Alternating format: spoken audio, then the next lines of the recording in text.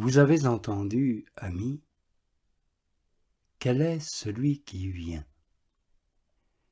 Écoutez maintenant d'où et où il vient. Il vient du sein de son Père, dans celui d'une Vierge Mère. Il vient du haut des cieux, dans ces basses régions de la terre. Mais quoi donc? Ne faut-il point alors que nous vivions aussi sur la terre? Oui, s'il y est resté lui-même. Car où pourrait-on être bien s'il n'y est pas? Et mal s'il s'y trouve. Oui, qu'y a-t-il pour moi dans le ciel même, et que désirais-je sur la terre, si ce n'est toi, Dieu de mon cœur, et mon partage pour l'éternité. Et quand même je marcherais au milieu des ombres de la mort, il n'est point de mot que je craindrais, si toutefois tu es avec moi. Or, je vois aujourd'hui qu'il est descendu non seulement sur la terre, mais encore jusque dans les enfers. Non pas comme un coupable chargé de liens, mais libre au milieu des morts, comme la lumière qui descend dans les ténèbres, mais que les ténèbres n'ont pas comprise. Aussi son âme ne reste-t-elle point dans les enfers, et son corps ne connaît-il point la corruption du tombeau? Car le Christ qui est descendu du ciel est le même qui est remonté pour accomplir toutes les promesses, car c'est de lui qu'il a été dit « Il fait le bien en passant d'un lieu dans un autre et guérit tous ceux qui sont sous la puissance du Satan. » Ou encore, il s'élance avec ardeur pour courir comme un géant dans la carrière, mais il part de l'extrémité du ciel.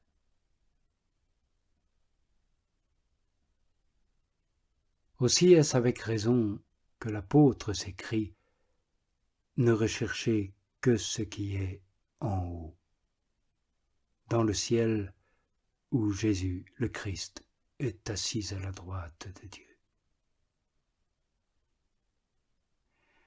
C'est en vain qu'il se donnerait du mal pour porter nos cœurs en haut, s'il ne nous apprenait que l'auteur de notre salut s'y trouve. Mais voyons la suite, car si le sujet est fécond et abondant, le temps qui presse ne me permet pas de vous parler trop longuement. Ainsi, quand nous nous sommes demandé quel est celui qui vient, nous avons trouvé que c'est un hôte d'une grande et ineffable majesté. Et lorsque nous avons recherché d'où il vient, il s'est trouvé que nous avons vu se dérouler à nos yeux une route d'une longueur immense, selon ce qu'avait dit le prophète sous l'inspiration de l'Esprit. Voilà la majesté du Seigneur qui vient de loin. Enfin, à cette question, où vient-il? Nous avons reconnu l'honneur inestimable et presque incompréhensible qu'il daigne nous faire en descendant de si haut dans l'horrible séjour de notre prison.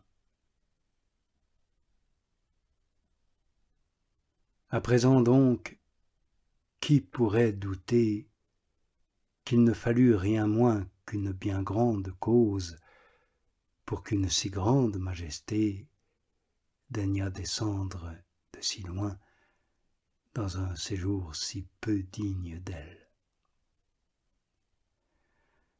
En effet, le motif qu'il y a déterminé est tout à fait grand, car ce n'est rien moins qu'une grande miséricorde, une grande compassion et une immense charité. En effet, par quoi devons-nous croire qu'il est venu? C'est le point que nous avons maintenant à éclaircir. Nous n'avons pas besoin de nous donner beaucoup de mal pour cela, puisque ces paroles, ces actes, nous crient bien haut le motif de sa venue.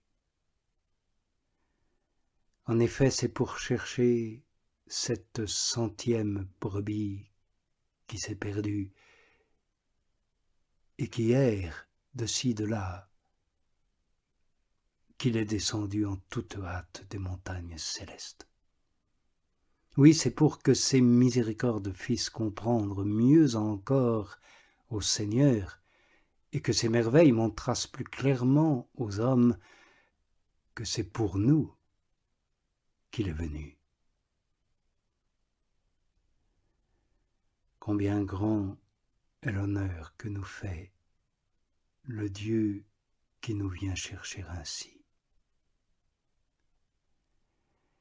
Mais aussi combien grande la dignité de l'homme que Dieu recherche ainsi. Assurément, s'il veut se glorifier de cela, ce ne sera point à lui une folie de le faire. Non pas qu'il paraisse être quelque chose de son propre fond, mais parce que celui qui l'a créé l'estime lui-même à un si haut prix. Non, ce ne sont point toutes les richesses du monde, ni toute la gloire d'ici-bas que nous nous donnons les uns aux autres, ni rien de ce qui peut flatter nos désirs sur la terre qui fait notre grandeur. Cela, non, tout cela n'est même absolument rien en comparaison de la véritable destinée de l'homme.